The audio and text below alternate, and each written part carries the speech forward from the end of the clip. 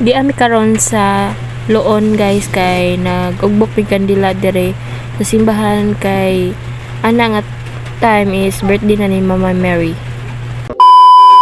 September 8 sa gabi din na guys. Tinganha mi sa Loon kay gi-invite mi ni Nina nga mista mi sa iyang suon. Nya share lang nako ni guys kay first time pa jud nako nakatamak diha sa Loon. Kana pa jud nga pista nga wala ko nabuong sa mga handa guys. Yes, tinuod na. Kay abi man gud ninyo guys, tanang pista jud na ho nga adungan is tigagmar jud ang kaon kay syempre karni ang handa. Ludon ka kadugayan mo kaon pero kana guys, grabe best pista jud katulo ko balik sa lamisa kay grabe lamian kayo ilang handa. Kay ba mo unsa guys, seafoods tanan. Yes, makagana jud og kaon. And then usapod guys, pag ari na mo sa ilang simbahan, arang jud kanindot ang sud sa ilang simbahan ug nindot ang tawon ilang simbahan sa gawas. So according to my research guys, kaning simbahan sa Loon or mas gitawag nila og Our Lady of Light Church is a national cultural treasure, national historical landmark, and colonial era church located in the village of Moto in the town of Loon, Bohol. It is considered to be the biggest of its kind and the summit of Spanish architecture in the island of Bohol.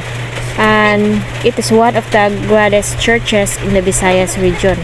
In the local language, each patroness is called Virgen sa Casilak. It is also prepared as Nuestra Señora de la Luz de Loon or Loon Church after the name of the town.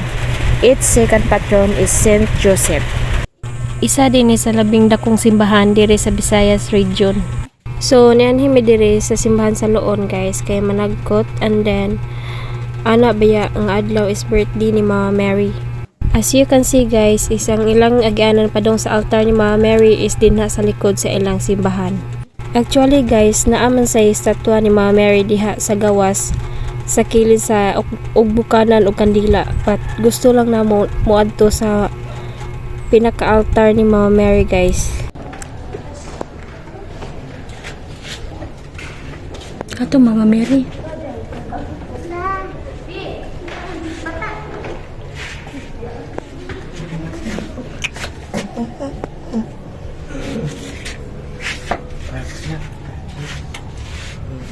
Smile sabi. Smile sa.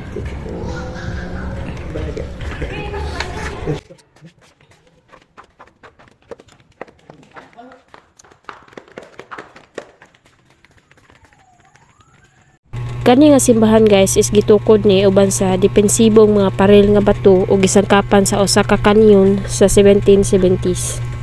Nindot jud siya lang tayon sa sud guys, but dili nimo ma-appreciate ang kanindot sa simbahan diri sa video, but in person guys mas nindot jud siya as in. Kung makaadto lang mo Loon guys, sud lang mo diri sa ilang simbahan. Actually guys, tanang simbahan man jud nindot adungan, but nadyo sila kalahian.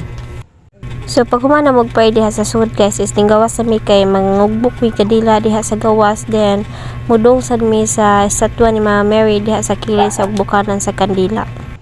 Og dire ra ko kutob guys, og salamat sa paglantaw sa akong videos, og God bless and see you in my next vlog. Bye bye.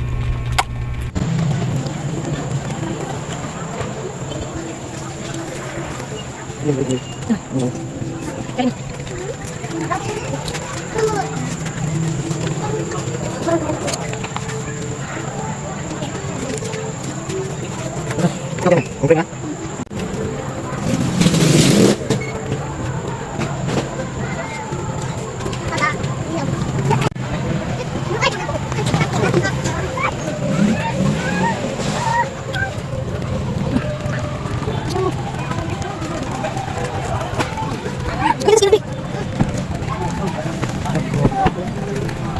Kaya